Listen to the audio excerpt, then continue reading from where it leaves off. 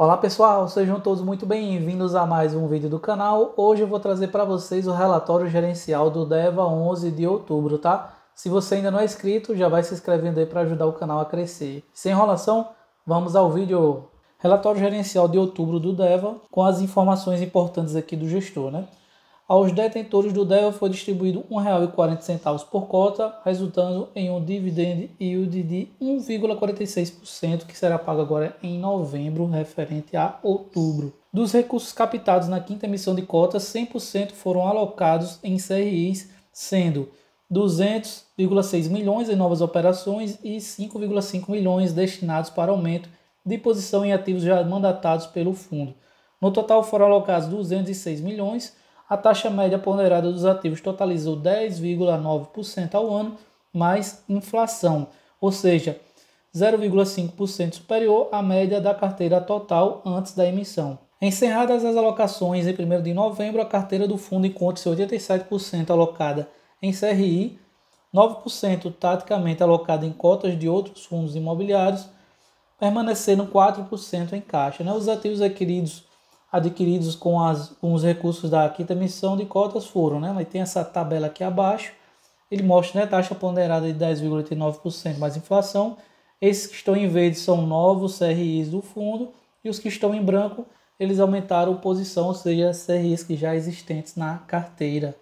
Outro fato importante aqui, as alterações na carteira aqui do fundo. 3 operações pertencentes ao portfólio foram pré-pagas pelo devedor para estruturação de novas dívidas: o Ferrasa, o Mabu e o São Pedro. Aí o Ferrasa e o Mabu não foram reinvestidas pelo DEVA por entendermos que as novas taxas ficaram muito aquém do que consideramos coerentes para os riscos envolvidos nas operações. Parte dos valores advindos das multas de pré-pagamento foram distribuídos como rendimentos e cerca de 732 mil foram reservados para distribuições posteriores, ou seja, está em caixa. Aí ele mostra, os dois CRIs. A taxa ponderada antiga que estava no DEVA era IGPM mais 14,73 e o do Mabu era IGPM mais 12, e eles mudariam para IPCA mais 9,96 e IPCA mais 9,75, ou seja, duas taxas que não seriam bem-vindas aí no portfólio do DEVA, já que iria diminuir os ganhos, tá? E o fundo optou por não querer adquirir esses novos CRIs. A terceira operação, o São Pedro, foi reinvestida pelo fundo. Aí, com a nova modelagem, a operação passa a contar com mais garantias, além de ter a taxa ajustada ao atual risco da operação. A duration do ativo continua baixa e em linha com ativos desse perfil. Aí eles falam que comentaram em relatórios anteriores que essas adequações fazem parte da gestão de ativos high yield. O objetivo final é manter a boa relação de risco-retorno, o que não aconteceu com o Ferrasa e Mabu mencionados acima. No São Pedro, a taxa antiga era IGPM mais 12 e a taxa atual ficaria em IPCA mais 17,5% subordinado e IPCA mais 10% sênior. Alterações no valor da cota patrimonial, eles falam que explicaram no relatório gerencial de agosto o funcionamento das marcações a mercado que influenciam diretamente no valor patrimonial do fundo. E um entendimento mais completo está o link aqui do relatório para vocês lerem. Em resumo, eles falam que conforme as expectativas do mercado aumentam sobre novas altas da taxa Selic, maior o prêmio de risco exigido pelos investidores. Isso faz com que as taxas da curva de juros futuros se mantenham constante e forte alta. Essa dinâmica acaba sendo refletida nas marcações a mercado dos ativos dentro do fundo e, como consequência, há também uma alteração no valor patrimonial no curto prazo. O título utilizado pelo administrador do fundo como referência é o NTNB Tesouro IPCA. Eles falam também que é importante ficar claro que até o vencimento do ativo, o fundo receberá exatamente a remuneração pactuada no momento da aquisição do CRI. Nos eventos subsequentes, ele fala aqui, no dia 17 de novembro foi divulgada a sexta emissão de cotas do fundo. O objetivo é aumentar a diversificação dos ativos e manter a qualidade da carteira, que aos poucos conseguem acessar CRIs com remunerações maiores, dado o cenário macroeconômico atual. Como consequência, há uma melhora na relação de risco e retorno do fundo. É desejo do gestor agregar outras operações ao portfólio do fundo, vislumbrando um cenário mais pessimista para captações no próximo ano. Ou seja, essa emissão atrás da quinta aí foi mais na questão no cenário pessimista para captações no próximo ano, segundo o gestor.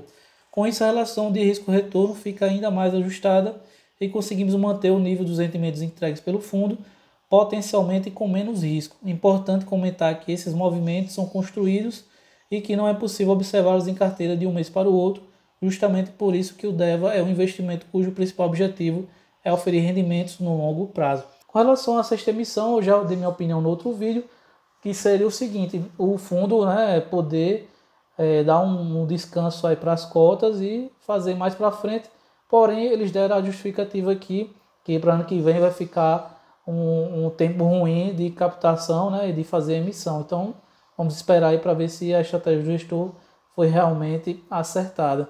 Com relação também à emissão, pessoal, vocês foram lá, a maioria, né, a maioria não, algumas pessoas foram lá no Instagram do DEVA, né, do perfil do DEVA, começaram a xingar lá. Por isso que o pessoal fechou os comentários. Vamos cobrar, mas de forma educada, tá, gente? Vocês mandam e-mail, vocês ligam lá para o DEVA, né, a Devante, lá para a gestora, conversam com o pessoal lá, o RI. Essa é a forma correta de se questionar o gestor, né, e não mandando xingamento, mandando coisas que não são para ser enviadas para as pessoas, beleza? A gente fica essa observação com relação à emissão. Eles falam também que, né, que o pipeline existente para essa emissão de cotas está em torno de 250 milhões, divididos em 10 operações. A taxa média ponderada desse novo pipeline é de inflação mais 10,80% ao ano, 0,45% acima da taxa média ponderada atual, que seria inflação mais 10,35% ao ano. Os 7 centavos que eu falei lá do que o fundo deixou de reserva de lucro para distribuir, tá? O fundo tem 7 centavos para distribuir. A questão da subordinação aqui está estável, né, com relação aos meses anteriores, que seria 43% sênior, 40% única, 16% em subordinada e 1% mezanino. Essa questão da subordinação seria cascateamento de pagamento, ou seja, a prioridade de pagamento. Aí os CRIs que teriam sênior são os que têm prioridade, depois subordinada, mezanino e única, beleza? A única ficaria, que seria geral, tá? Quem for CRI única recebe todo mundo de uma vez. Aqui é o portfólio de CRI do fundo, ele possui 85 CRIs.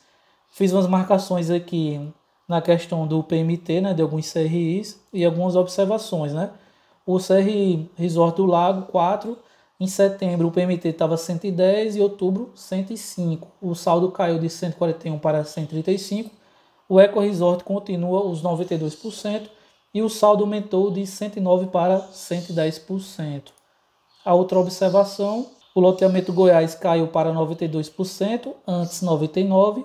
Saldo caiu de 78 para 74%. O IDRAM caiu de 116 para 108, saldo de 231 para 208. Barretos caiu de 119 para 112 e o saldo subiu de 186 para 190. Essa correlação dos PMT, gente, eu faço as marcações aqui para vocês irem acompanhando. Não quer dizer que o CRI está com problema, mas caso esse CRI comece, né, a cair mais essa porcentagem, aí sim liga um sinal de alerta com relação a esse CRI.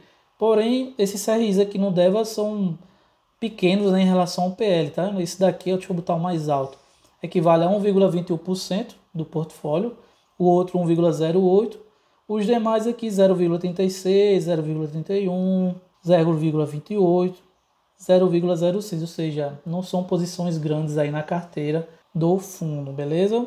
O portfólio de fundo imobiliário, eles têm uma porcentagem do PL nos fundos imobiliários aqui, LSPA 11, 0,7%, no DVFF 3,8% do PL, que seria o fundo de fundo deles, e mais 4,2% em outros fundos imobiliários, que dá para a gente achar lá no informe trimestral do fundo, beleza?